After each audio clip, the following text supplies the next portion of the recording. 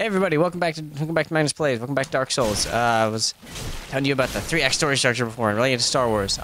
So A New Hope is the first act in general. It's where everyone gets introduced, everything gets set up, right? It's good. Everyone loves it. Act 2 is The Empire Strikes Back, where things are at their lowest point. Luke loses his hand, he fights Darth Vader, Han Solo gets frozen in carbonite, Princess Leia may never see him again. Obviously very dark.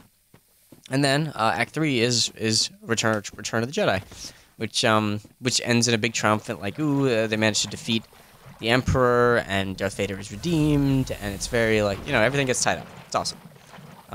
Yeah, that's the 3-act story structure in a nutshell. And yeah, okay, these guys, I don't know, these are the goat people. I can deal with them. Yeah, so that's Star Wars. I don't like this goat person. I don't like you. You are ugly. Like that, yeah. Okay. Whoa. Oh. Very jumpy. Okay, but you're dead. Yeah. Ooh, corpse thing. Black blood pellet. I don't even know what that does. But yeah, so that's generally how the story structure works. It's very common. You see it a lot. But, as I was saying, oh god, finally getting right to the fucking point of this. Long-winded much, right? Is that the reason that structure doesn't really work well for games is it kind of seems like it would, like on the outside. Like, okay, you have, like, you know, your beginning, and then your middle and your end. It's like, yeah, most things are like that. But, the issue with games is his games are one of the few mediums that's actually interactive. With story, you just sit, and oh, Jesus Christ, no. You sit and you watch whatever happens, you know, kind of happens. And you can enjoy it and stuff, but you know, I'm gonna bet something happens if I do this. No, nothing. One of the few mediums that's interactive. So in gaming, you have to like learn to play the things. I mean, not in all stories, but at least in Western games, pretty typically, you are involved in moving the story forward. Like your actions are what move it forward. It depends on the game. There's obviously a lot more cinematic games like Tomb Raider or the Uncharted games, where a lot of what happens to your character rather than you. You just sort of watch it in cutscenes. But in Dark Souls, for instance, everything you do moves this game forward. Like, you defeat the bosses. You're the one that fulfills all the objectives. Watch now. Yeah, I was gonna say there's definitely people here. Yeah, so it's all you. So you do most of this. So you know you have a lot of agency. But the reason the 3-act story structure doesn't work so well for that is because in 3-act story structures, you remember how we talked about how there had to be the point in the middle. That's the low point. At the point in the middle is probably when the player is actually the most comfortable with the game. This is probably the point at which they've learned how all the attacks work and how the enemies are working, and they're really hitting their stride in terms of like playing it. So, sorry, food. So because of that, what's this say? Yeah, okay. So, the issue is that then, in games like this, the game is, oh god, they're ugly. The game is still trying to make, this point be the low point. Thematically, often the story, but because you're really comfortable with the game, it doesn't quite drive. You see the character feeling sad, but unless the game does a really good job with it, you're probably not going to feel that bad. It's just like, oh, okay, well, whatever. I just want to get back to playing. So it doesn't work well. But thankfully enough, that's not the only kind of story structure. I think there's also a 5, and then there's also an 8-act story structure, and there's probably a bunch more that I don't even know about. Oh yes, so here's what we're trying to do. We have to extinguish these 3 fires. The other 2, the 3 fires will light, and this door will open. And there's a boss behind it. And they're actually pretty tough. I think the first time I fought them, I must have done it like 20 or 30 times, as I was terrible at fighting them. But I might be a little better this round. Who knows? But yeah, that's the story structure, and that's why it doesn't really relate to games. So maybe the swamp has something to do with that. Brought it full circle. Yeah, I'm the best. Yeah, so that's that, huh? Look at that. We had ourselves some good story time today, and sounds like someone's alive. Oh, okay. Hello, Mr. Stabby. Oh, yes, you are Stabby, aren't you? I'm Stabbier. Ha ha ha. Just a little. Look. And okay, look at this. All right. Yeah. Ooh, hey, you got someone lit the bonfire. Yeah, if you ever hear that happening, you ever hear that sound effect, it means that someone around you, someone playing the game, in some other way, actually lit a bonfire. And if that happens, you get an extra Estus flask, which is nice. Praise the sun. I'm praising the sun. Why is the sun being praised? What's happening? Is there something above here? Huh, no. No one mean praise the sun. It means like something's going on. That's from the first game. There was a character named Solaire, who was. Oh, it says my feet. It's on a quest to find the sun. It was. Whoa, hey, hey, buddy. Yeah, how's it going? Let's have ourselves a little talky talk. Okay. Yeah.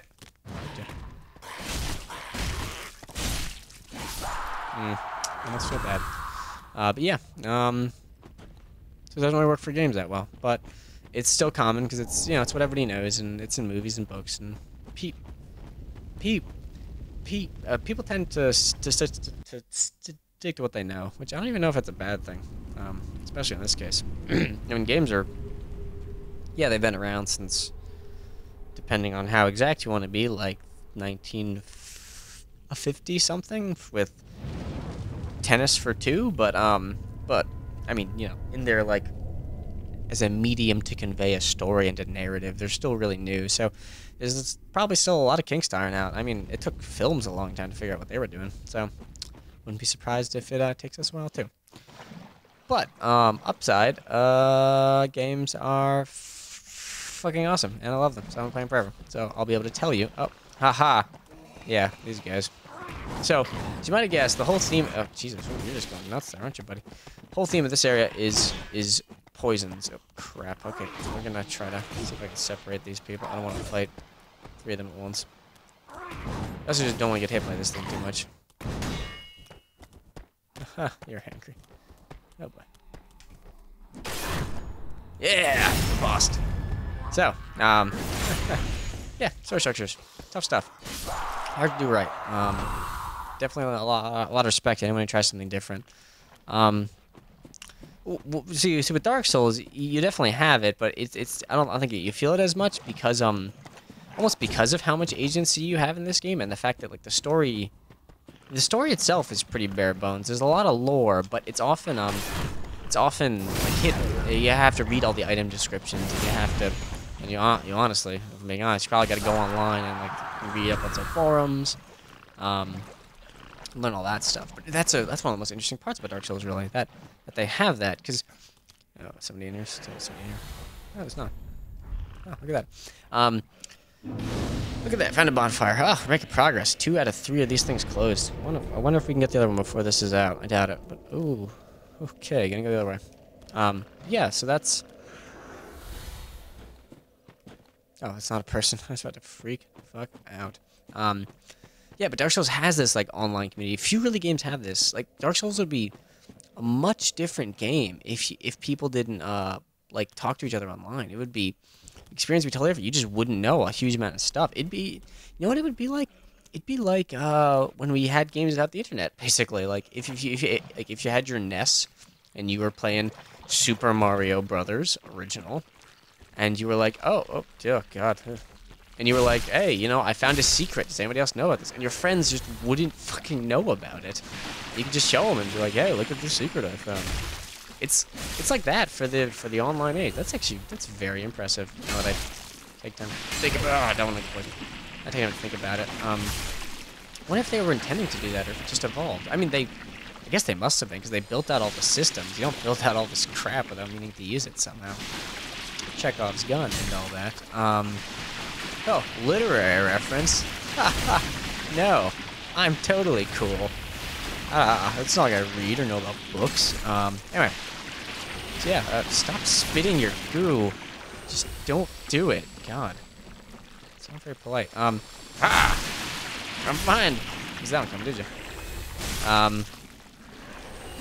Yeah, what was I talking about? Yeah, the online thing. I don't know if they built that out, if they meant to or didn't mean to, but we ended up with it, and it's pretty sweet. Okay, see that guy there in the distance? The big one with the big stick? Do not fuck with them. They are hard. Ooh, a ladder. Oh, I know where we are. Cool. I'm where I should be, actually. Let me get out of the swamp for a little bit. Whatever. Yeah, okay. Yeah. I think there's a bonfire up here anyway, so I'm just gonna wail on these dudes. Light them down right there. I'll get that first. Will I actually? Okay, well.